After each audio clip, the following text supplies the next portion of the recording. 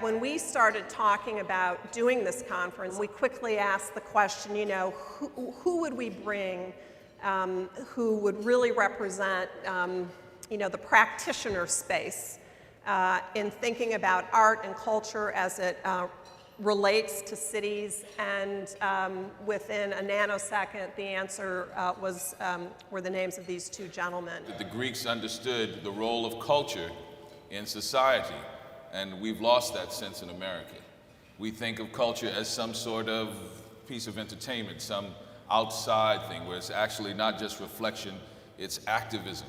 It's actually tangible activism. That's the reason you go to the theater and turn out the lights and look at it. You reflect on who you are. Because life is essentially, for everybody, on a certain level, tragic. It has to be. There's a real hunger that people don't actually feel, but when it's touched, when you present them with something that's genuinely tragic and that's on a human scale, they react because they've been hungry for it and they haven't known it.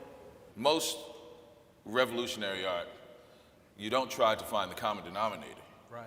You challenge your audience. You speak to the most intelligent. You try to challenge, the most mature ideas. When you're doing a drama and it's based in social realism, yes, part of what you're doing is trying to bring, it's a travelogue of a kind.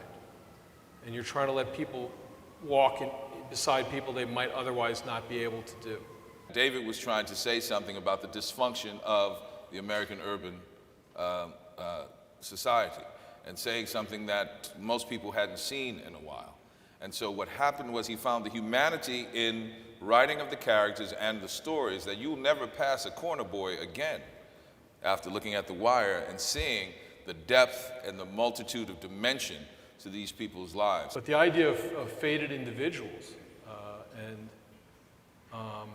people who are no longer in control of their own destiny, that should be more and more resonant to Americans, not less. Television never wanted to deal with culture, the activism, the politicism that Ms. Lee was talking about of culture, because that's what culture is. It is the place and the forum where we reflect on who we are, and then the true innovation comes, where you see what's needed, you see the problems, and then the last part, which is the most important, is implement something to change it. And that's what art does. And no other aspect of our society does it in quite that way, because it speaks to our humanity.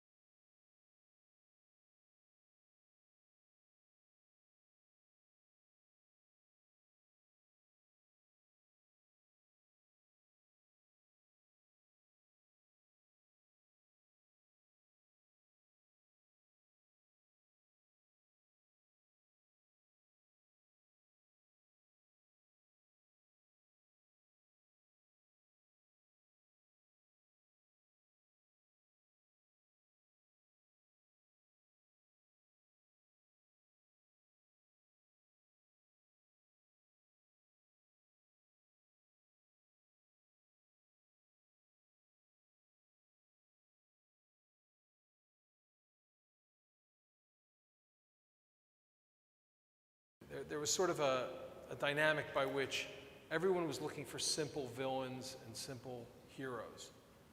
And I realized I was not long for journalism when an editor came up to me and he said, in a quote that we later used in The Wire, he said, why don't we tell the Dickensian stories of these young kids in the ghetto?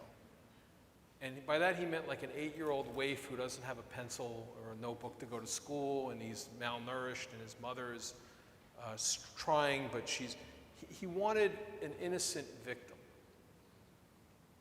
And the real truth is that that's easy. You know, if you can't make an 8-year-old with no opportunity into a poster boy for sort of a fake level of empathy, you know, you don't have any skills at all. The trick is, take a 13-year-old who's already working as a lookout on a drug corner, who only a few years earlier was that 8-year-old, and who now has done nothing but participate in the only economy left in his part of America. Everything else is gone. This is the only industry still hiring in West Baltimore or South Chicago. And see if you can make him human. Because that's where we stop making people human. You know, it's like, it's that thin line of, oh no, now I'm a little scared of that kid. Fuck him, write him off. And we're writing off we don't need 10 to 15% of our human beings in the United States of America. The economy has systematically written them off.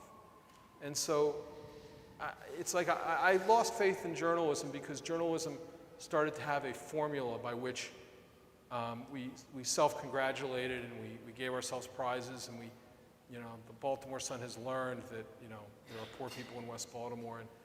But why that was, the why, you know, journalism is a grown-up, it's a grown-up thing when you ask the why. Who, what, when, where, how? A smart 14-year-old can answer those questions. And right now, the why is the thing that requires well-paid staffs of people who want to do that job as a calling and who believe in the idea of trying to parse complicated things that have multiple arguments and often contradictory arguments. You know, to get people to do that job who can do the why means you have to really pay them and value them, and there has to be an economy of scale. You know, I really value a great newsroom, even though there were only a few years where I got to work in one. But that's where that quote comes from. I became increasingly disappointed in the ambitions of journalism. And can making film trade on, you know, can that become a surrogate? I don't think so. I don't think so because, first of all, it's too expensive. It takes $35, $40 million to make a season, which is 10 hours of programming of one of these shows. There's not a lot of guys dying to be Wendell Pierce and David Simon and go make The Wire out in Hollywood. You know, it's not, we've proven how to make a show that nobody seems to watch. So there's not a lot of people behind us rushing in. And ultimately, you know, it can be dismissed as propaganda because that it is, in a sense. It's us making it, at best, it's an op-ed. You know, it's the equivalent of an editorial. It's not fact-based. It is fact-based, but we're choosing our facts, as any dramatist, you know, has to. So I'm not sure that we can get there from here using it. I do know that it does speak to what I think I've learned of the world from being a reporter, and it's motivated by impulses that are repertorial. But I'm not sure we get there from here using this. I think it's its own. It is what it is for its own sake.